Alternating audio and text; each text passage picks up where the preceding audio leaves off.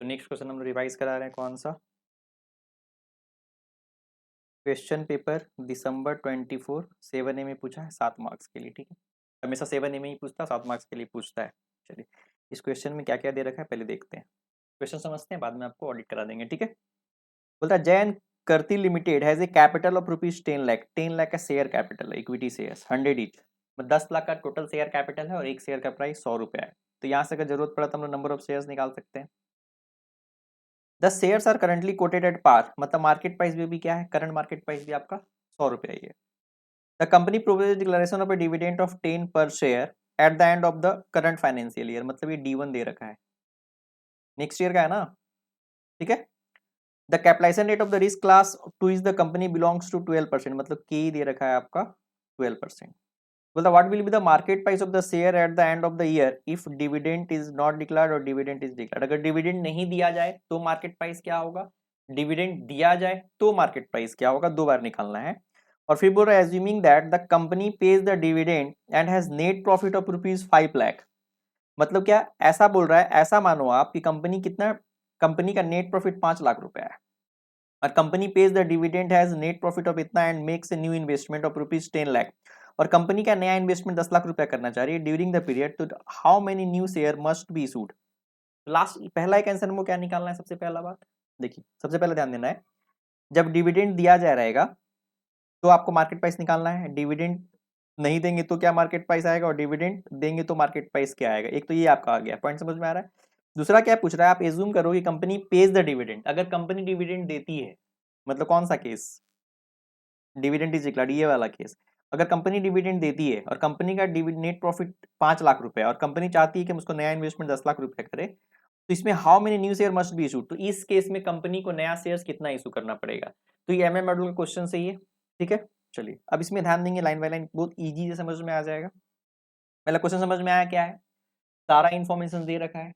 पहले आपको क्या करना है, आपको मार्केट प्राइस निकालना है, डिविडेंड नॉट डिक्लेयर्ड, अगर डिविडेंड नहीं देंगे तो मेरा मार्केट प्राइस क्या होगा, मतलब P1 क्या होगा, अगर डिविडेंड देंगे तो मेरा P1 क्या होगा, और डिविडेंड देंगे तो उस केस में अगर मेरा नेट प्रॉफिट 5 लाख है और इन्वेस्टमेंट हमको 10 लाख रुपया करना है तो नया शेयर कितना इशू करना होगा, ठीक है। चलिए तो नॉर्मल केस में हम लोग क्वेश्चन सॉल्व किए हुए हैं, रिवाइज करा देते हैं एग्जाम क्वेश्चन। चलिए इसमें ध्यान देंगे, सबसे पहला मॉडल कौन सा है, एमएम डिविडेंड इररिलेवेंस मॉडल है, एमएम थ्योरी है, और इसमें डिविडेंड इररिलेवेंस होता है, दो या ना दो कोई फर्क नहीं पड़ता है, और इसमें टैक्सेस भी नहीं, नो टैक्सेस। इसका फॉर्मूला क्या होता है, P0 का फॉर्मूला ये होता है और P1 का ये सब हम रिपीट नहीं कर रहे हैं क्योंकि ये सब फॉर्मूला का लॉजिक आपको क्लास में बता चुके हैं, ठीक है। P0 का फॉर्मूला और P1 का फॉर्मूला ये होता है, ठीक है। चलिए इसमें क्या है, इक्विटी कैपिटल आपको 10 लाख रुपया दे रखा है, फेस वैल्यू 100 रुपया दे रखा है, तो आपका यहाँ पर एग्जिस्टिंग नंबर ऑफ शेयर्स कितना आ जाएगा, 10 लाख डिवाइडेड बाई 100, 10,000 आ जाएगा, ठीक है। यहाँ पे आपको चाहिए तो यहाँ पे लिख भी सकते हैं आप, यहाँ पे कैसे आया 10,000, यहाँ पे 10 लाख डिवाइडेड बाई 100, ठीक है। चलिए तो बोलता है करंट मार्केट प्राइस P0 100 रुपया दिया हुआ और कोटेड एट पार, मतलब अभी भी इसी रेट पे बिक रहा है। प्रोपोज डिविडेंड पर शेयर मतलब D1 10 रुपया है, कैपिटलाइजेशन रेट का मतलब कि 12% है, नेट प्रॉफिट आपका 5 लाख है और न्यू इन्वेस्टमेंट का रिक्वायरमेंट जो 10 लाख का है। ये सारा इन्फॉर्मेशन दे रखा है, तो ये दो फॉर्मूला यूज करना है और इतना इन्फॉर्मेशन यूज करना, सबको आंसर निकल जाएगा। तो पहला क्या पूछ रहा है, डिविडेंड नॉट डिक्लेयर्ड, तो मेरा मार्केट प्राइस क्या होगा, तो P1 का फॉर्मूला हमने लिख दिया, P0 1 प्लस के माइनस D1, ठीक है, बहुत ईजी फॉर्मूला है। और सिर्फ हमने P0 100 दे रखा है, के 12% दे रखा है, D1 हमने पहले क्या लेना, नॉट नहीं देंगे तो जीरो देंगे, तो मेरा मार्केट प्राइस क्या आ जाएगा, हमने सिंपल सॉल्व कर दिया, तो मेरा मार्केट प्राइस कितना आ जाएगा 112। अगर डिविडेंड नहीं देंगे तो मेरा जो P1 है कितना आएगा 112, डिविडेंड देंगे तो क्या होगा, सेम फॉर्मूला लगाएंगे, यहाँ पे सिर्फ डिविडेंड की जगह पे क्या कर देंगे, 10 रुपया ले लेंगे, डिविडेंड पे कितना दे रहे हैं हम लोग इस बार, D1 कितना दे रहा है, 10 रुपया दे रहा है, तो हम 10 रुपया दे देंगे, तो मेरा मार्केट प्राइस कितना, इस केस को सॉल्व करेंगे तो कितना आएगा, मार्केट प्राइस 102, सिंपल नॉर्मल 112 आया, डिविडेंड दे दी 10 रुपया कम हो गया 102 आ गया। तो पहला क्वेश्चन मेरा सॉल्व हो गया। अब नेक्स्ट क्वेश्चन में क्या पूछ रहा है, new share to be issued if dividend is paid, अगर हम डिविडेंड देते हैं तो नया कितना शेयर इशू करना होगा, तो स्टेप बाय स्टेप सॉल्व देखेंगे, बहुत इजी लगेगा आपको।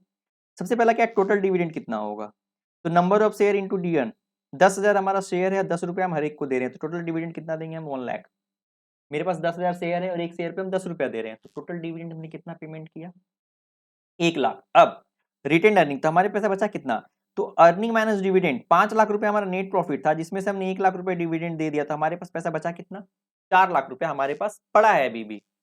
फिर हमने क्या किया, एक्सटर्नल फंड का रिक्वायरमेंट कितना है, तो investment require minus retention, 10 lakh रुपए का रिक्वायरमेंट है, जिसमें से 4 लाख मेरे पास पड़ा है, तो 4 लाख जो मेरे पास पड़ा है तो माइनस कर लेंगे, तो मेरा जो रिक्वायरमेंट कितना होगा, मेरा 6 लाख का रिक्वायरमेंट होगा।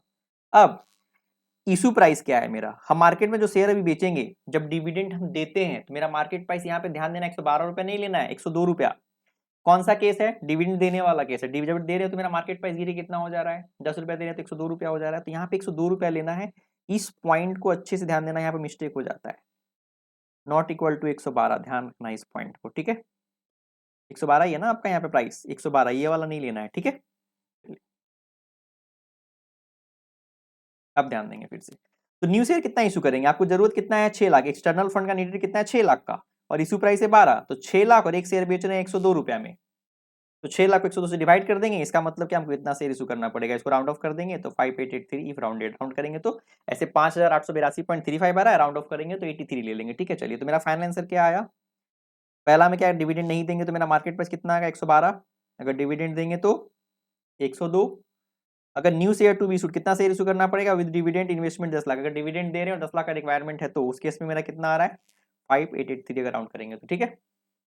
इसमें ट्विस्ट पॉइंट क्या क्या था ध्यान देंगे, एमएम रिलेशन याद रखो, P1 इतना होता है माइनस D1, डिविडेंड जितना बढ़ेगा ईयर इन में प्राइस उतना कम होगा, क्योंकि मेरा मार्केट प्राइस जितना इसे डिविडेंड देंगे इसका वैल्यू प्राइस क्लियर गिरता चला जाएगा, मेरा पास एक वैल्यू इतना आएगा, जितना इसमें डिविडेंड देंगे इसका वैल्यू गिरता चला जाएगा, ठीक है। इशू प्राइस पर फ्रेश शेयर्स P1 होता है यहाँ 102, P0 नहीं लेना है, ये ध्यान रखेंगे, मिस्टेक होता है, P1 से डिवाइड करना है आपको, हमने जब थ्योरी समझाया वहां भी इस पॉइंट को हाईलाइट किया है कि P0 आपको नहीं लेना है, P1 से डिवाइड करना है।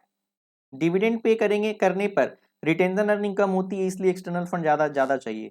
अब जब डिविडेंड दे रहे होंगे तो देखिएगा आपकी जो फंड रिक्वायरमेंट ज्यादा होगा, नहीं देंगे तो कम होगा, क्योंकि नहीं देंगे तो पूरा 5 लाख रुपए मेरे पास पड़ा होता, तो 10 लाख का रिक्वायरमेंट है, 5 लाख पड़ा है तो 5 लाख का जरूरत होता, लेकिन अगर डिविडेंड दे रहे हैं तो 5 लाख में 1 लाख हम डिविडेंड दे दिए, 4 लाख रुपया, तो इस केस में 10 माइनस 4 6 लाख का जरूरत पड़ेगा, तो जितना हम डिविडेंड देंगे उतना मेरा फंड का रिक्वायरमेंट ज्यादा होगा, ये नॉर्मल केस है, ठीक है।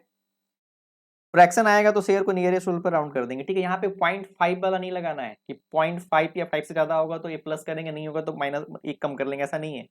इसमें कुछ भी फ्रैक्शन ज्यादा आएगा आप नेक्स्ट नंबर ऑफ शेयर्स लेंगे, यहाँ पे ये चीज ध्यान देना है, यहाँ का जो अप्रॉक्स होता है थोड़ा अलग होता है। मेरे हिसाब से इस क्वेश्चन में भी कोई प्रॉब्लम नहीं आया होगा, ठीक है। अगर कोई प्रॉब्लम आया है तो सबसे लास्ट पेज में नोट्स के जाइए, वहाँ पे व्हाट्सअप नंबर मेरा दिया हुआ है, डायरेक्ट क्लिक करेंगे तो व्हाट्सअप से कांटेक्ट कर सकते हैं मेरा, ठीक है। जो भी डाउट होगा पूछ सकते हैं। तो नेक्स्ट क्वेश्चन करें।